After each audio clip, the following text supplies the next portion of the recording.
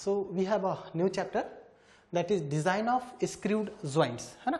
तो यहाँ पे हमें एक्चुअली स्क्रूड के बारे में देखना है, यानी कि उसके एडवांटेजेस क्या हैं, डिसएडवांटेजेस एंड ऑल दोस, और इसके पार्ट्स वगैरह क्या है। तो पहले इनके कंटेंट को देखते हैं कि मेंशन क्या है एक्चुअली सिलेबस में। एज पर योर सिलेबस इस चैप्टर में फर्स्ट थिंग है इंट्रोडक्शन पार्ट।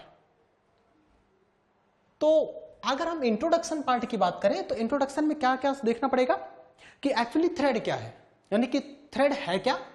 ओके, ये भी देखना पड़ेगा कि जो थ्रेडेड ज्वाइंट्स होते हैं ये परमानेंट हैं कि टेम्पररी हैं, और इनमें क्या क्या चीजें होती हैं, यानी कि जैसे ये सिंगल स्टार्ट होता है, डबल स्टार्ट होता है या क्या होता है, इन सब चीजों को देखना, ये कहलाएगा इंट्रोडक्शन पार्ट। उसके बाद इनके एडवांटेजेस क्या है, एडवांटेजेस ओवर अदर ज्वाइंट्स क्या है, ये चीज है। जैसे एडवांटेजेस में क्या देखना होगा कि भाई आप जान रहे हो कि ये एक परमानेंट ज्वाइंट नहीं है, तो इजीली आप इसको हटा सकते हो, लगा सकते हो, यानी कि इजी रिमूवल एंड अटैचमेंट ये पॉसिबल है। फिर कहोगे सर इसका डिसएडवांटेजेस क्या है, डिसएडवांटेजेस किसके, थ्रेडेड ज्वाइंट के। ऑफ कोर्स थ्रेडेड ज्वाइंट के डिसएडवांटेजेस क्या है। फिर लोकेशन ऑफ स्क्रू ज्वाइंट्स, हम स्क्रू ज्वाइंट को कहां लोकेट करें। एक्चुअली जब हम स्क्रू ज्वाइंट्स लगाते हैं तो हम चाहते हैं कि अगर फेलियर है तो ये या तो डायरेक्ट यानी कि टेंसाइल स्ट्रेसेस में हो या तो शियर में हो, बेंडिंग नहीं आनी चाहिए। तो इस चीज को अवॉइड करने के लिए हम इस ज्वाइंट को कहां पे लगाएं, उसका लोकेशन क्या होना चाहिए, जिससे उस लोकेशन को फाइंड आउट करना जहां पर केवल टेंसाइल स्ट्रेसेस इंड्यूस्ड हो और शियर स्ट्रेसेस इंड्यूस्ड हो। ये हमारा है लोकेशन ऑफ स्क्रू ज्वाइंट्स। इसके कुछ इंपॉर्टेंट टर्मिनोलॉजीज, ये इंपॉर्टेंट टर्म्स लिखा हुआ है, कहीं कहीं इंपॉर्टेंट टर्मिनोलॉजीज भी लिखा रहता है, like what is major diameter, what is minor diameter, pitch circle diameter या पिच डायमीटर इसे बोल लेते हैं, या क्रेस्ट हो गया, है ना, ये सारी चीजें, एंगल्स हो गए, ये सब टर्मिनोलॉजीज को इंपॉर्टेंट टर्म्स लिखा गया है। कभी कभी इंपॉर्टेंट टर्मिनोलॉजीज भी बोला जाएगा, किसमें, स्क्रू थ्रेड्स में। और स्क्रू थ्रेड का डेजिग्नेशन कैसे होता है, लाइक अगर मैं लिख रहा हूं M20 × 5 या 15, तो इसका मीनिंग क्या है, कैसे भी किसी चीज, या इसके आगे भी कुछ नंबर्स होते हैं, वो चीज हम लोग डेजिग्नेशन में देखेंगे। कोई नंबर दिया रहेगा तो आप इसको कैसे समझोगे कि भाई M है तो मेट्रिक थ्रेड है, 20 है तो इसका डायमीटर है, 15 है तो इसका पिच है, या क्या क्या है, इस चीज को किस तरह से हम लोग किसी स्क्रू थ्रेड को लिखते हैं, रिप्रेजेंट करते हैं, और उनके पैरामीटर को किस तरह से लिखा जाता है। अब पैरामीटर्स का क्या मीनिंग है, ये जो टर्मिनोलॉजी यूज किए गए हैं स्क्रू थ्रेड्स में, इन्हीं को लिखना। जैसे यहां पर डायमीटर होगा, पिच सर्कल डायमीटर होगा, या इस पे पिचेज होंगे तो उसी पिच को आपने लिखा है, या यहां पर आपके दो और चीजें होंगी जैसे टॉलरेंस वगैरह, टॉलरेंस ग्रेड क्या होगा, G होगा, H होगा। ओके, तो ये सब चीजें मेंशन करना, ये कहलाता है डेजिग्नेशन ऑफ स्क्रू थ्रेड्स। जो हमारा थर्ड पार्ट है इसका, initial stress due to screw of forces या stress due to combined forces. Okay, initial stresses कैसे आती है और इनके कंबाइंड इफेक्ट का क्या होगा, ये दोनों चीजें आती हैं ये थर्ड पोर्शन में। फोर्थ जो है दैट इज सबसे इंपॉर्टेंट जो पार्ट है स्क्रू जॉइंट का, स्पेशली न्यूमेरिकल के लिए, न्यूमेरिकल पोर्शन के लिए। यहां पर बच्चा डिजाइन ऑफ पावर स्क्रूज, इसमें बेसिकली 3 पार्ट है ना, तो एक काफी लंबा पार्ट है। प्रेस, स्क्रू जैक की डिजाइन, स्क्रू क्लैंप की डिजाइन, एक्चुअली 3 पार्ट्स है ना। प्रेस का डिजाइन हमें देखना है, स्क्रू जैक का डिजाइन देखना है, एंड स्क्रू क्लैंप का डिजाइन। तो स्क्रू जैक का आप डिजाइन देखोगे तो कम से कम 12 to 13 स्टेप्स होते हैं। तो ये सबसे बड़ा अगर डिजाइन है पूरे मशीन डिजाइन में, सबसे बड़ा लंबा अगर किसी चीज का डिजाइन होता है that is our screw jacks. Okay, तो ये बहुत इंपॉर्टेंट है। यहां से छोटे छोटे क्वेश्चंस भी पूछे जाएंगे, जैसे स्क्रू जैक की एफिशिएंसीज वगैरह क्या होते हैं, उनके टर्मिनोलॉजीज क्या होते हैं, या उनके फार्मूलेज वगैरह क्या होते हैं, ये सारी चीजें। तो ये हमारा न्यूमेरिकल पोर्शन के लिए माय डियर सबसे इंपॉर्टेंट चीज ये दिया हुआ है। थ्योरेटिकल पोर्शन के लिए एडवांटेज है, डिसएडवांटेज वगैरह है, या फिर इनके टर्मिनोलॉजीज, ये बहुत इंपॉर्टेंट है थ्योरी पर्पज के लिए। ओके, प्रूफ के लिए ये सारी चीजें, ये क्वेश्चंस जरूर पूछ सकता है, कंबाइंड वगैरह का स्ट्रेसेस क्या है या इनिशियल स्ट्रेस क्या है, तो ये हमारा इंपॉर्टेंट। अगर हम देखें इंट्रोडक्शन पोर्शन। तो इंट्रोडक्शन में एक्चुअली हमें क्या देखना होगा कि स्क्रू ज्वाइंट है क्या, यानी कि स्क्रूज क्या होते हैं। तो पहले देखें कि स्क्रूड क्या है। स्क्रूज तो आप कहोगे कि सर देखो ये कुछ कैसा दिख रहा है, ये देख पा रहे हो, ये बेसिकली हेलिकल ग्रूव है। एक ऐसा बच्चा हेलिकल ग्रूव है। कहोगे सर ये कहां पे बनाए जाते हैं। ये देखो बच्चा, ये ऐसे एक सिलिंड्रिकल पोर्शन होगा, ऐसे क्या होगा, सिलेंडर होगा। इस सिलेंडर पर ऐसे ऐसे कट करके हमारे क्या बनाए जाएंगे, हेलिकल ग्रूव बनाए जाएंगे, और ये बन जाएगा आपका थ्रेड। यानी कि थ्रेड कैसे बनाए जाएंगे, अगर मैं पूछूं कि how the thread is made, तो हम सिंपली एक क्या लेंगे, एक सिलिंड्रिकल स्पेसिमेन लेंगे और उस पर हेलिकल ग्रूव कट कर देंगे। अब आपके दिमाग में आ सकता है कि सर आप एक थ्रेड, एक हेलिकल ग्रूव काटोगे या एक से ज्यादा।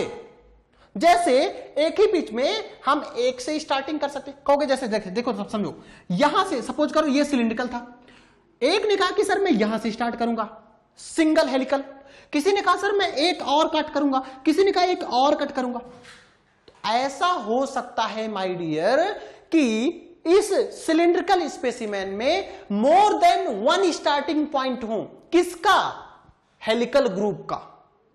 तो इस तरह के स्क्रूड जॉइंट को हम लोग single start, double start, triple start या मल्टी स्टार्ट या क्वाड्रपल स्टार्ट इस तरह से बोलेंगे।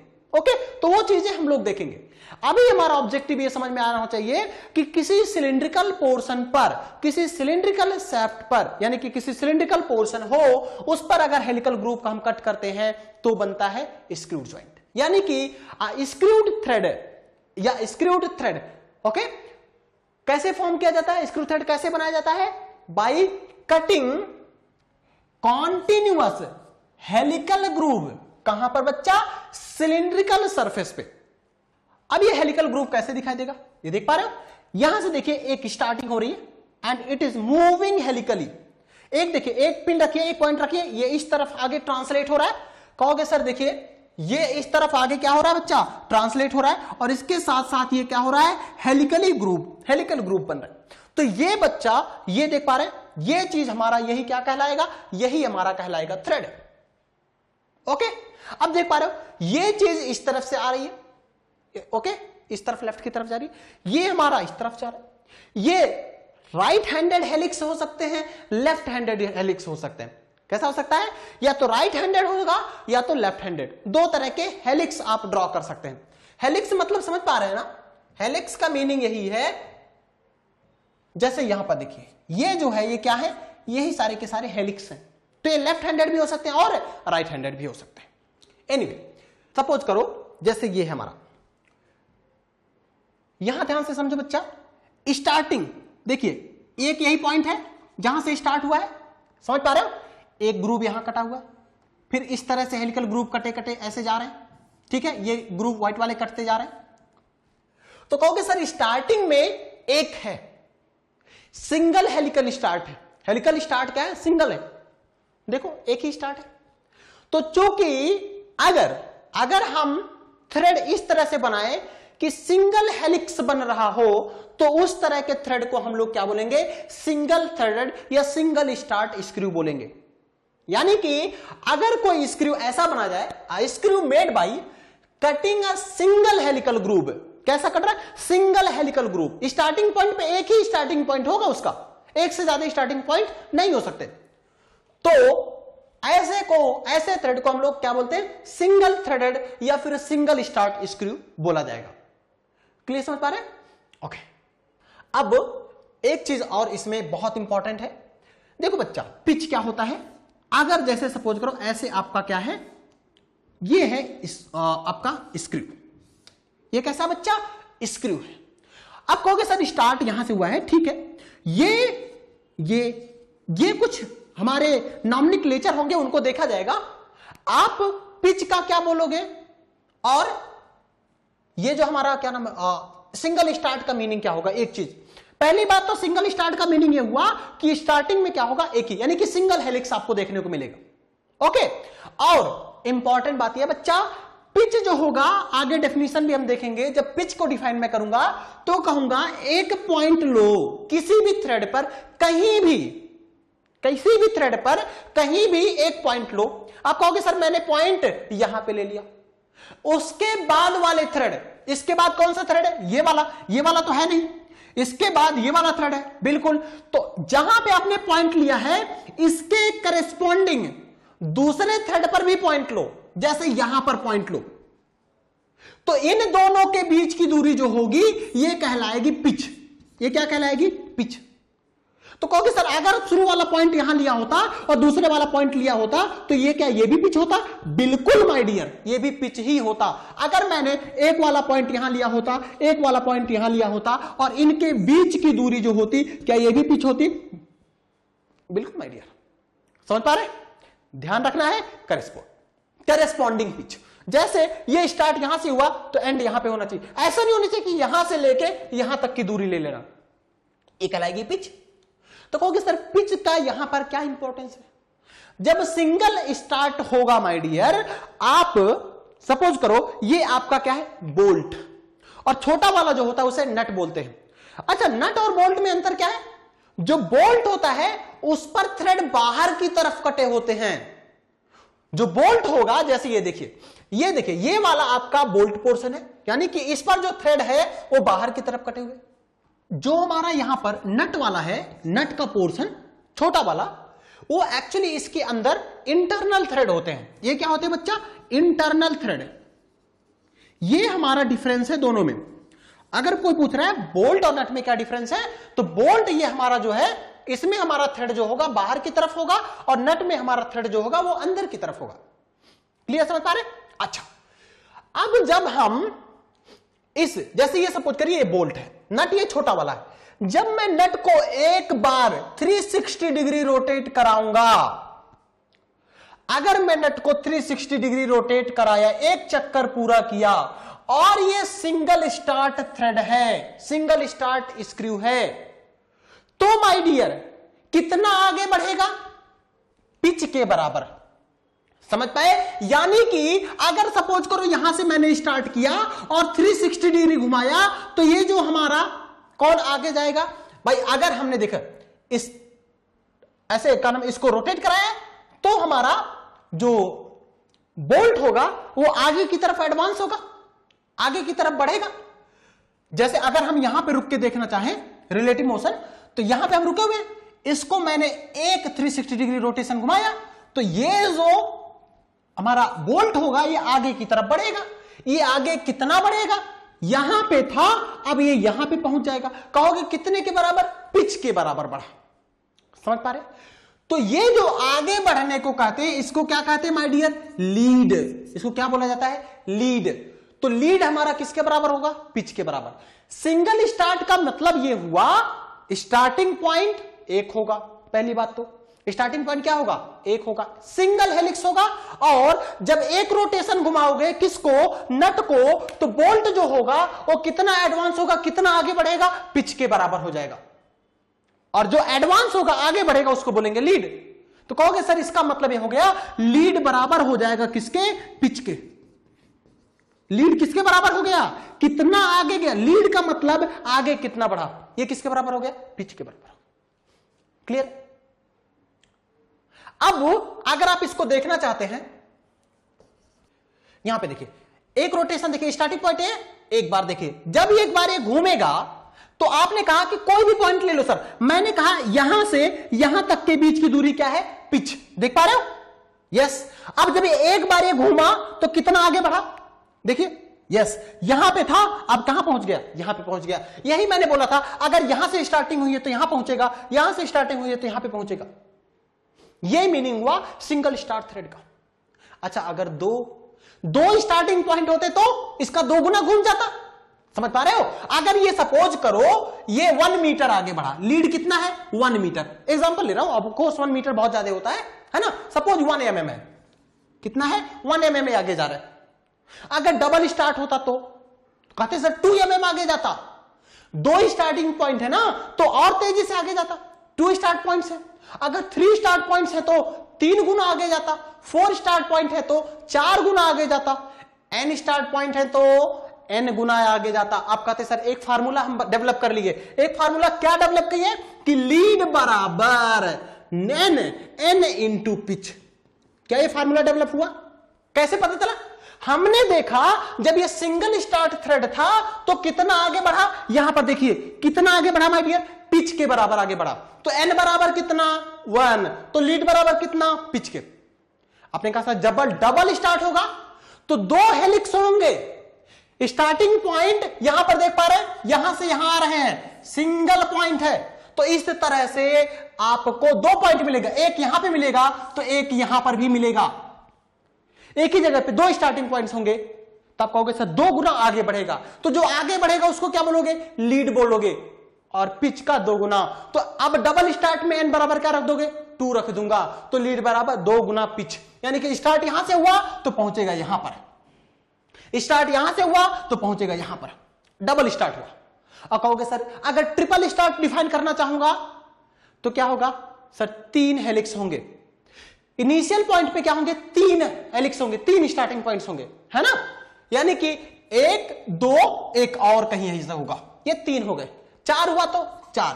तो n बराबर अगर ट्रिपल स्टार्ट है तो 3 रख दोगे तो 3 गुना पिच का आगे बढ़ जाएगा। क्वाड्रपल है, 4 स्टार्ट है तो हमारा n बराबर 4 रख दोगे। तो एक ही फार्मूला बना, लीड बराबर n इंटू पिच। मेरे ख्याल से अभी आपको ये क्लियर हो गया होगा कि अगर कोई सिंगल स्टार्ट थ्रेड है तो उसका स्टार्टिंग पॉइंट 1 होगा और वो कैसा होगा? सिंगल हेलिकल ग्रुप्ड होगा। और सिंगल स्टार्ट अगर थ्रेड है तो एक बार घुमाने पर नट को जो बोल्ट होगा वो उसके पिच के बराबर आगे बढ़ेगा। ये हुआ सिंगल स्टार्ट थ्रेड के बारे में। ओके, अब मेरे ख्याल से यहां पे कोई दिक्कत नहीं हो रही। आप देख पा रहे हो, एक ब्लू कलर और एक स्लाइट ग्रीन, समझ पा रहे हो? तो 2 स्टार्टिंग पॉइंट्स, क्या समझ पा रहे हैं? 2 स्टार्टिंग पॉइंट्स आपको मिलेंगे। यहां पे देखिए एक ये मिल रहा है और एक ये मिल रहा है, यानी कि डबल हेलिकल है। ये कैसा है? डबल हेलिक्स है। तो ये डबल स्टार्ट होगा। यानी कि अगर एक और थ्रेड, अगर एक सेकेंड थ्रेड कट किया जाए किसके? In the space between the groups of the first, जो पहली बार ग्रुप कटा था उसी के स्पेस में एक और थ्रेड काट दिया जाए तो क्या बन जाएगा? डबल स्टार्ट बन जाएगा। यानी कि इसको डबल थ्रेडेड बोलेंगे या फिर डबल स्टार्ट स्क्रू बोला जाएगा। और डबल स्टार्ट स्क्रू के केस में माय डियर ये देखिए, यहां ध्यान से समझिए। कहोगे सर पिच क्या था? तो पिच कहूंगा बच्चा कहीं कोई भी ले लो, एक पॉइंट यहां ले लो, एक पॉइंट यहां ले लो। ये क्या पिच है? बिल्कुल सर, ये भी पिच है। एक पॉइंट यहां ले लो, एक पॉइंट यहां ले लो, इन दोनों के बीच की दूरी क्या ये पिच है? बिल्कुल सर, ये भी पिच है। तो कहोगे सर ये वाला पॉइंट ले लेता हूं, ये वाला पॉइंट ले लेता हूं, ये कहलाएगा क्या? ये कहलाएगा पिच। और आपने बोला था लीड क्या होगा? जितना आगे बढ़ता है, कौन आगे बढ़ेगा? कौन? तो बोल्ट जितना आगे बढ़ेगा वो हमारा कहलाएगा लीड। अब हुआ ये माय डियर कि जब एक बार मैंने घुमाया तो स्टार्ट तो यहां से हुआ लेकिन पहुंच यहां पे गया। तो कहोगे सर देखो एक्चुअली आगे की तरफ जितना बढ़ा ये बन गया लीड और ये क्या हो गया? सर ये हो गया पिच। ठीक है, तो ये क्या दोगुना है? जो ये दूरी होगा उतना ही दूरी ये भी होगा। कहोगे बिल्कुल सर। तो कितना आगे बढ़ा? लीड L बराबर 2 गुणे पिच। समझ पा रहे हो? दुगुना आगे बढ़ गया तो ये डबल स्टार्ट हो गया। उसी तरह से अगर हमारे 3 स्टार्टिंग पॉइंट्स हो, ये देखिए 1 2 3 यानी कि 1 2 3, क्लियर? समझ पा रहे हैं? तो ये बेसिकली हमारा क्या होगा? एक बार अगर आप घुमाओगे तो ये तो पिच होगा लेकिन लीड होगा 3। देखो 1 2 3 आगे बढ़ जाएगा। तो इसको क्या बोलोगे? सर इसको ट्रिपल स्टार्ट बोलेंगे। अगर ऐसे 4 स्टार्टिंग पॉइंट्स है ना, 4 हेलिक्स है, तो आप कहोगे कि ये सर क्वाड्रपल है यानी कि 4 है। देख पा रहे हैं 3 स्टार्टिंग पॉइंट्स हियर 1 2 3, 1 2 3 4, क्लियर? ये हमारे क्या है? Quadruple start. इनको जो 3 स्टार्ट है या 4 स्टार्ट है यानी कि ट्रिपल थ्रेडेड या क्वाड्रपल थ्रेडेड, ये बेसिकली हमारे मल्टी स्टार्ट थ्रेड इनको बोला जाता है। इनको क्या बोलेंगे my dear? Multi start thread. तो अगर ट्रिपल स्टार्ट है तो लीड कितना होगा? कहोगे सर लीड L बराबर 3 टाइम्स P, और अगर क्वाड्रपल है तो लीड L बराबर 4 टाइम्स P। क्लियर है? इसी तरह से हमने बोला था जो लीड L बराबर है N टाइम्स पिच। यहां पे देखिए 4 स्टार्ट है ना, तो एक बार रोटेट करेगा, देखिए यहां से यहां पहुंच गए आप, और पिच केवल इतना है, एक बार रोटेट करके आप यहां पे पहुंच गए।